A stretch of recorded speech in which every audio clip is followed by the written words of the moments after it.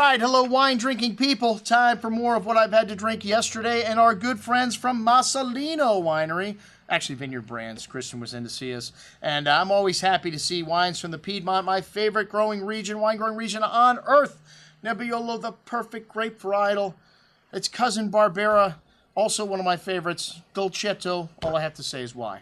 And, I guess they didn't know you're supposed to start with your lowliest grape because we started with Barbera. And to me, if there's a choice between Barbera and Dolcetto, there is no choosing.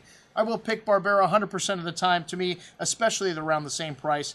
It has a beautiful, gorgeous forward fruit, black raspberry, black cherry in this one, pretty floral notes, a little hint of black truffle, no oak in this wine, so just pure, unadulterated Barbera d'Alba from 2013. Bright and refreshing on the palate, juicy black and red berry fruit, bright zesty acidity, pretty floral notes to the finish. A very good example of Barbera to drink every day.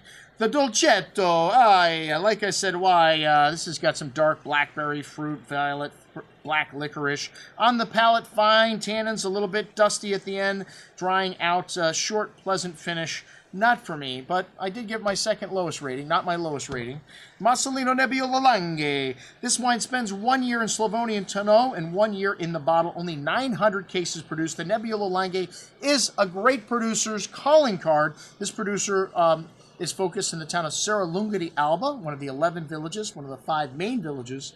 And this wine has got a textbook red cherry fruit, red licorice spice, rose petals, tar, exotic spices on the nose. Even better on the second day, that tar note really coming out. Bright red berry fruit on the palate. Some tannins here, but a more drinkable style of Nebbiolo. That floral and spice notes, that truffle and tar, earthy character lasting through the finish. Very good example of a Langhe Nebbiolo. And then the Barolo Serengeti d'Alba from 2011. The Piedmont has experienced a string of outstanding vintages that is unprecedented. 10, everybody said was just incredible, one of the greatest vintages ever. 11 to me is even more charming, a better vintage to drink young, and these wines have got great structure.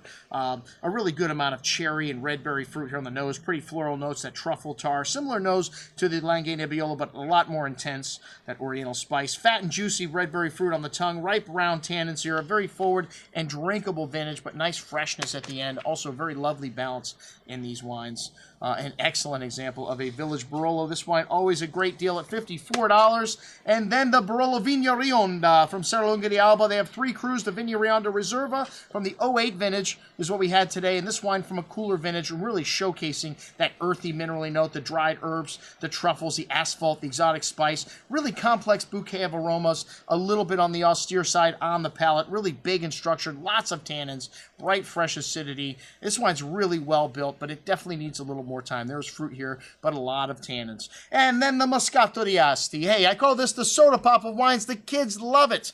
It's got that lovely fresh peaches, apples, aromas of white flowers, slightly sweet, slightly frizzante, and just a wonderful fresh wine to have for breakfast, lunch, dinner, after dinner.